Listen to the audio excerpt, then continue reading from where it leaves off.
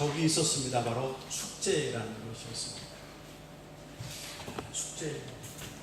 어떤 숙제를 풀어오셨고 지금은 어떤 숙제를 가지고 살아계십니까?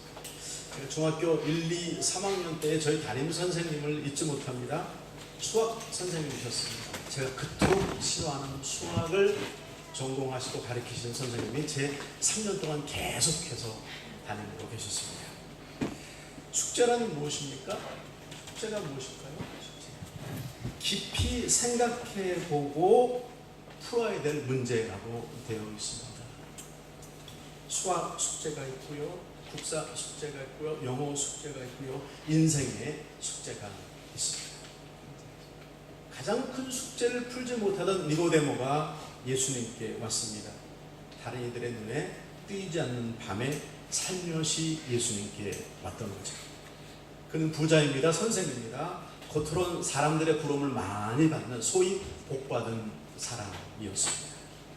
그러나 그는 자신의 내면 저 깊은 곳에서 들려오는 소리를 외면할 수 없었고 괴로워했습니다. 인생이란 무엇인가? 내가 하나님을 섬긴다고 하면서 율법을 따르는데 그 한계는 도대체 무엇인가? 내 영혼은 참 어디서 행복과 안식을 얻을 수 있을 것인가? 여러분 어떤 숙제를 안고 살아가십니까? 어떤 고민에 빠져 있습니까? 그리고 그것들을 해결받아오셨고 또 해결받기를 원하십니까? 니고데모가 안고 있는 이 고민은요, 이 숙제는 온 인류의 숙제고 고민이죠. 그리고 가장 우선적으로 풀어져야 될 문제인 것입니다. 사람이란 무엇이냐? 산다는 것은 도대체 무엇이냐? 나는 왜 이 땅에 태어났느냐? 왜 오늘도 살아가야 하느냐? 나는 나의 의사와 전혀 상관없이 내 어머니와 아버지가 사랑하셔서 만나셨고 그래서 태어난 존재다. 그 결과물이다. 그렇습니까? 진화론자들이 있습니다. 사람의 인생을 홈으로 돌려버리죠. 우연히라고 말합니다. 아메바가 있었고 시간에 따라 진화하여 생물체가 사람이 원숭이가 되었다. 동물이 진화하여 오늘에 이른 것이 아니죠. 인간과 동물의 완전히 다른 DNA 숫자만 3,000개가 넘습니다. 어쩌다가 혹은 우연히라는 생각이라는 그런 것들은 우리로 하여금 돌아갈 것도 없는 소속감도 없는 존재로, 무가치한 존재로, 막 살아도 되는 존재로 만들어 버립니다. 영혼이란 무엇인가? 나는 왜 선한 일을 하면 마음이 뿌듯하고 기뻐질까? 나는 왜 잘못을 행한 후에 마음이 찜찜하고 괴로워질까? 왜 나에게는 양심이라는 것이 있는 것일까? 그 양심은 왜 나를 괴롭고 혹은 즐겁게 할까? 또 내가 꿈꾸고 상상하는 것들은 어떻게 가능한 것인가? 내 정신, 내 생각들이 시간과 공간을 뛰어넘는 것은 어떻게 해석할 수 있을까? 지금 우리는 이 자리에 앉아 있지만 경비행기를 타고 그랜드 캐니언이나 골짜기를 다닐 수도 있습니다. 한번 가보세요. 기가 막힙니다. 아니, 자리를 좀 바꿔볼까요? 지하철 홍대 앞역 6번 출구로 나와서 사람들 틈을 걸어 올라와서 홍대에서 그 길거리로 들어가 떡볶이집 앞에서 포장마차에 서 있을 수도 있습니다. 또 다른 차원의 세상은 있는 것입니다. 아니면 죽으면 다 끝나는 것입니다. 도대체 무엇인가? 내가 이 삶을 사는 이유는, 목적은 무엇인가? 모든 사람들이 이 숙제를 풀려고 애써왔습니다. 그래서 인류 역사에 수많은 위인들과 이론들이 있는 것입니다. 또 그들의 원리를 진리로 믿고 따르고 목숨까지 바친 사람들도 많이 있어 왔습니다. 내가 붙들은 것이 정말 진리인가? 내 목숨을 내어놓을 만큼 확실한 것인가? 역사상의 위인들은 자기 스스로도 죽음에서 건지지 못했던 다만 한 인간이었습니다. 물론 존경스러운 배울 점이 많은 선생님들도 있었지만 그분들도 다 한계가 있던 분들이었다. 내가 진리고 생명이다 라고 선포하신 분은 누구신가? 나를 통하지 않고는 너희 숙제가 풀어질 수 없어 라고 말하신 분은 누구신가? 죽었지만 다시 살아나시고 사람들에게 보여주신 분은 누구신가? 누가 우리의 그 죄의 숙제를 그토록 간절하게 해결해 주려고 애쓴 적이 있었는가? 누가 나의 그 문제를 해결한 후에 영원히 살게끔 길을 주실 수 있는가? 그럴 의지와 그리고 능력을 갖고 있고 실천해 줄 수 있는 자는 누구일까? 죽음을 이기고 다시 살아나 많은 사람들 앞에서 부활을 선포하십니다. 그리고 수많은 증인들이 보는 앞에서 승천하시며 다시 온다라고 말씀하십니다. 예수님. 어떤 이는 병 고침을 위해서 예수를 믿습니다. 어떤 이는 사업에 복을 받으려고 예수를 믿습니다. 어떤 이는 마음의 평안을 얻어보려고 교회와 예수를 믿어보려고 합니다. 어떤 이는 아직도 안 믿어집니다. 어떤 이는 사람을 만나려고 옵니다. 어떤 이는 착한 아내가 되기 위해, 착한 남편이 되기 위해 교회에 나옵니다. 자식들이, 친구들이 가자고 하니까 옵니다. 말이 통하는 친구가 많아서, 아니 안 오면 마음이 괜히 찜찜해서 와 앉아있기도 합니다. 다 맞습니다. 하지만 성경이 말하는 정답 진리는 아닙니다. 왜 믿어야 하는지 분명한 신앙의 목적이 있습니다. 베드로전서 1장 9절은 이렇게 말씀하십니다. 1절 시작. 믿음의 결국 곧 영혼의 구원을 받음이라. 믿음의 결국, 믿어야 하는데 왜 믿어야 되냐? 그것은 바로 결국 구원을 받기 위함이다. 하나님께로부터 지음받은 정말 그토록 사랑할 만한 존재였던 나는 불순종으로 죄를 짓고 하나님과 단절되어 버렸다. 이 숙제를 풀지 않고 무엇을 하려고 하는 자는 어리석은 것이다 라는 거예요. 제가 주일학교 방과 우리 에스라 공부할 때 필요해서 65인치 UHD TV 하나를 보았습니다. 삼성도 비싸고 LG도 비싸고 중국제 하이센스를 보았더니 가격이 적당해요. 그런데 먼저 생각해 봐야죠. 좋은 TV를 사는 것이 먼저가 아니라 전기가 그 방에 들어오느냐. 제가 3년째 계속 보면서 하나님 저 차를 나중에 바꾸게 해주세요라고 침을 찢고 다니는 차가 있습니다. 도요타 하일랜더입니다. 그러나 연료가 없으면 그 차도 아무것도 아니죠. 인테리어를 아무리 좋게 해도 그 집의 펀더멘탈이 사라져 무너져 내려가고 있다면 아무것도 아니다라는 거예요. 내 영혼의 문제, 하나님과의 관계의 문제가 풀어져야 인생이 풀리고 삶의 원리들이 풀어나아진다라는 것입니다. 순서가 바뀌어져 있습니다. 진리를 다른 것으로 채우려고 분주함 가운데 우리가 살아갑니다. 그래서 세상에는 혼란과 죽음과 전쟁이, 불안정이 이어져 가고 있는 것이죠. 아니 세상만 아니라 우리 가정이, 우리 사회가, 내 개인이 내 속에서 말이죠. 왜 교회에 와야 합니까? 왜 예수를 믿는 신앙을 가져야 합니까? 바로 이 문제를, 가장 근본적인 문제를, 이 숙제를 풀어야 하기 때문에 그 위에 내가 서 가야 하는 것이 맞기 때문에 우리 주님은 어리석은 자는 모래 위에 집을 짓는다라고 말씀하셨습니다. 에스겔서 18장 4절에 이렇게 말씀하십니다. 1절 시작. 범죄한 그 영혼은 죽으리라. 내 영혼의 문제가 해결되지 못하면 죽으리라. 이미 죽었어요. 심판받고 영원한 그것에서 건짐받지 못하리라. 여러분의 영혼의 문제는, 그 숙제는 풀리셨습니까? 평안하십니까? 돈도 가족도 건강도 다 소중해 보이지만 우선은 예수님을 만나야 한다. 나를 용서하시고 하나님과의 관계를 회복해 줄 수 있는 유일한 길, 다른 길은 없다라고 말씀하셨습니다. 천하인간의 다른 이름을 주신 적이 없다라고 선언하셨습니다. 누가 우리에게 당신은 죄인이야 라고 말하면 기분 나쁘죠. 도둑놈을 도둑이라고 하면 듣는 너도 기분 나쁩니다. 이거 웃자고 한 건데 또 안 통하네. 좀 심각하니까 좀 편안하시게요. 하지만 우리는 죄인입니다. 죄의 나무가 서 있습니다. 모든 나무는 바깥으로 보이지만 나무는 다 뿌리를 땅에 담고 있죠. 보이지 않는 뿌리는 우리의 근본적인 죄를 말합니다. 나무가 자라고 그 나무에 잎사귀들이 있습니다. 잎사귀들은 자라며 생긴 죄악들, 죄성들을 말하죠. 도덕적인, 윤리적인 죄들, 세상에 살면서 짓는 죄들을 말하죠. 거짓말, 음모, 비방, 흘기는 눈, 음란, 교만. 또 어떤 것들은 눈에 드러나 보이기도 하고 어떤 것들은 숨겨져 그 속에 있기도 하죠. 아파하며 스스로 해결하기도 하고 해결받을 수도 있지만 우리는 또다시 죄 가운데 들게 되어 있죠. 요한일서 5장 16절 이렇게 말씀하십니다.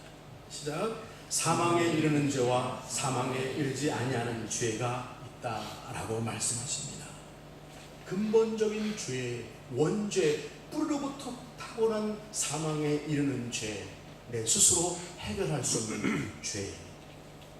요한복음 16장 9절 함께 읽겠습니다. 시작. 저희가 나를 믿지 아니하니, 우리 예수님 말씀하십니다. 너희가 죄 말하죠. 아니 간단해. 구원받을 나를 믿지 않는 것이 바로 죄야 라고 선포하십니다. 주를 인정하지 않고 그분의 사랑을 저버리고 있는 그것이 죄다 라고 말씀하십니다. 처음엔 하나로 연결된 평지였습니다. 그러나 불순종으로 인해 우리의 다리가 무너져 버렸습니다. 나는 아무리 애쓰고 수고해도 넘어갈 수 없습니다. 하나님께로 갈 수가 없습니다. 큰 돈으로 착한 일을 아무리 해도 되지 않습니다. 천벌을 절하고 빌어도 소용없습니다. 무릎으로 히말리아 꼭대기까지 올라가도 어떤 고행도 해결할 수 없습니다. 결코 스스로 해결할 수 없습니다. 중간을 이어줄 한 분이 필요합니다.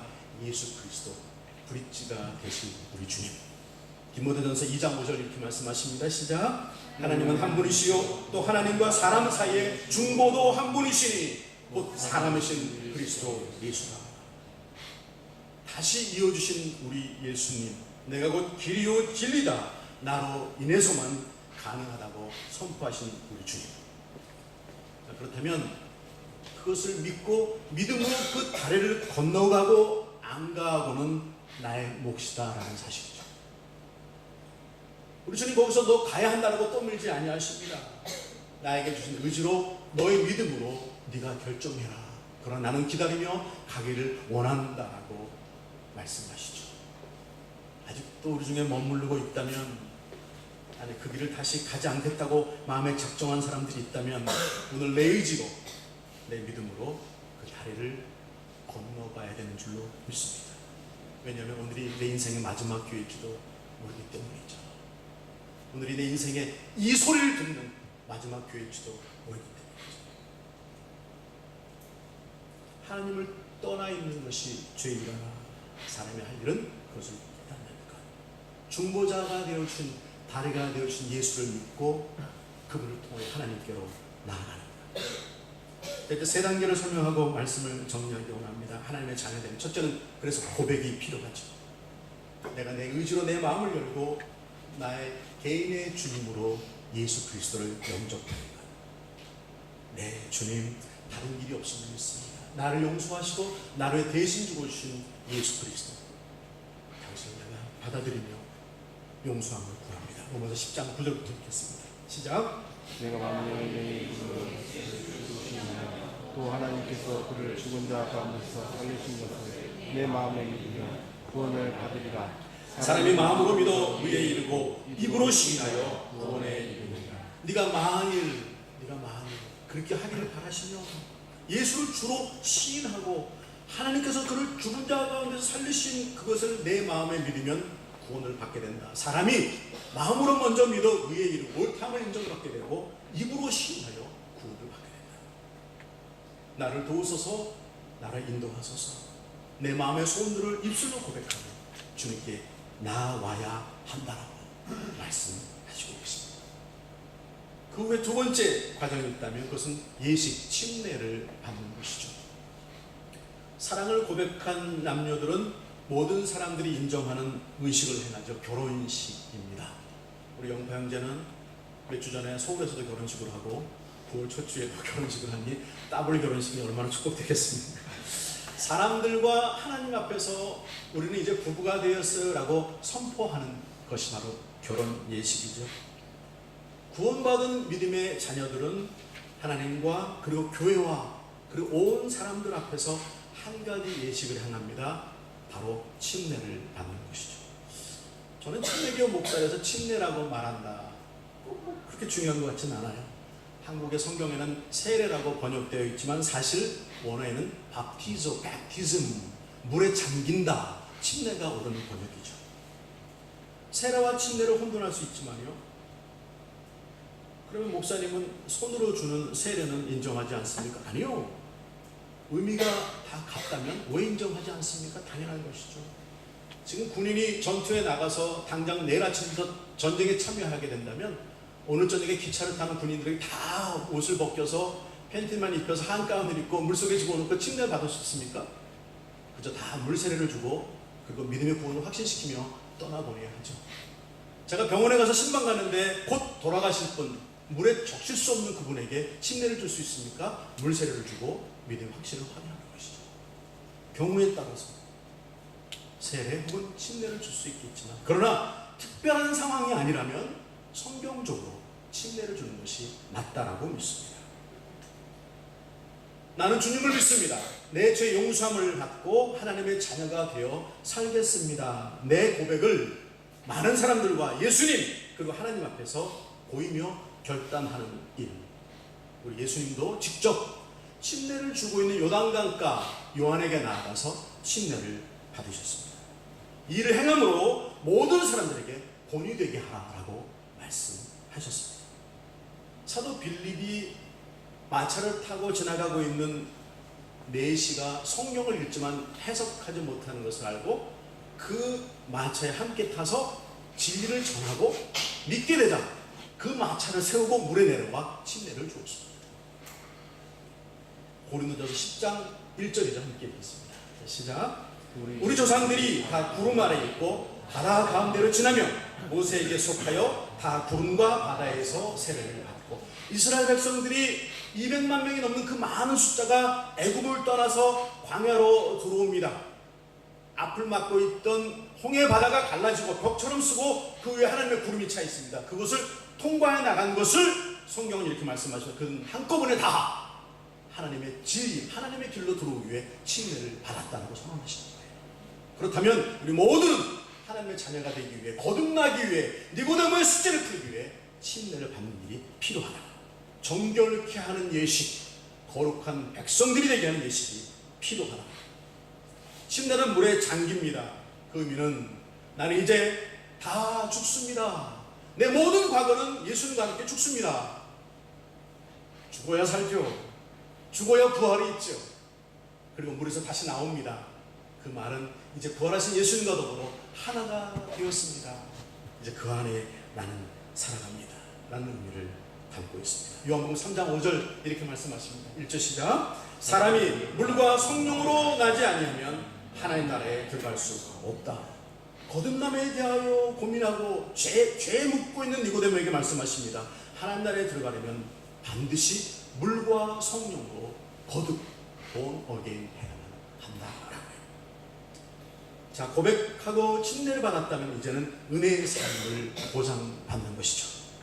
주님께서 침례를 받고 물 위로 올라오실 때에 하늘이 열리고 성령께서 비둘기처럼 예수님 머리에 임하셨습니다. 그리고 사람들이 이런 소리를 들을 수 있었습니다.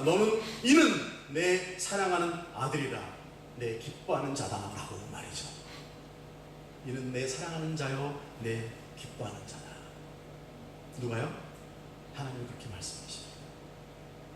믿음으로 고백하고 다시 돌아온 그 사람에게 말이죠. 요한복음 1장 12절 있습니다. 시작. 영접하는 자, 곧 그 이름을 믿는 자들에게는 하나님의 자녀가 되는 권세를 주셨으니. 아니, 영접하는 자, 그 이름을 믿는 자들이 하나님의 자녀가 되는 것을 주셨으니, 자녀가 되게 하셨으니, 그것이 아니라 자녀가 되는 권세, 어토리티를 주셨다라고 말하는 거예요. 하나님의 것이 나의 것이 되는, 하나님의 아들답게 되는 그 권세를 나에게 보장해 주셨다라고 말씀하시고 계십니다. 로마서 8장 15절 있습니다. 시작. 너희는 다시 무수하는 종의 영을 받지 아니하였고 양자의 영을 받았으므로 아바 아버지로 부르짖느니라. 성령이 친히 우리 영으로 돋고 우리가 하나님의 자녀인 것을 증거로 하시나니. 아멘. 너는 더 이상 어둠의 그늘에 무수할 필요가 없다. 이제 거룩한 하나님의 영을 받은 하나님의 자녀가 된 자들이기 때문에 어떠리티, 특권, 권세, 어떤 권세, 감히 내가 입을 벌려 하나님을 아바, 아빠, 아버지라고 부를 수 있게 되었다고 하는 사실 말이죠. 내가 부르면 그분이 응답하십니다. 이제 자녀된 나를 아버지가 책임져 주십니다. 그 권세를 말하는 것이죠. 나는 더 이상 고아가 버려진 자가 아니라 내 안에 하나님의 성령이 거하시며 하나님의 사랑으로 이 땅을 살고 그리고 영원히 사는 은혜를 입게 되는 것이다. 계시록 20장 15절 마지막 절 있습니다. 시작. 누구든지 생명책에 기록되지 못한 자는 불못에 던지우리라. 우리에겐 축복의 말씀 믿지 않는 자들에게는 힘들고 듣기 어려운 말씀. 누구든지 구원받아 침례받아 하나님의 생명책에 기록되지 못했다면 그날에, 마지막 그날에 불못에 던지게 될 것이다. 아니, 불못에 던져 죽었으면 좋겠는데 계속해서 영원히 타는 건 말이죠. 우리 이름을 생명책에 기록하시고 영원토록 보존하시며 매 순간 우리에게 은혜를 입혀주신 우리 하나님. 자, 말씀을 정리합니다. 오늘 믿음은 무엇인가, 내가 진정 우선 풀어야 될 숙제는 무엇인가를 살펴보았습니다. 여러분의 숙제는 무엇입니까? 어디서 그 숙제를 풀려고 하십니까? 그리고 믿음의 목적, 그리고 그 단계를 살펴보았습니다. 성령님께서 여러분 가운데 잘 정리해 주시고 확고한 믿음으로 걸음걸음 더 믿음 안에 자라나가시는 여러분 되시길 축복합니다. 그리고 혹시 침례를 받기 원하시는 분 계시면 침례 초청합니다. 저에게 말씀해 주시면 참 기쁘고 복된 순간이 줄 있습니다. 기도하겠습니다.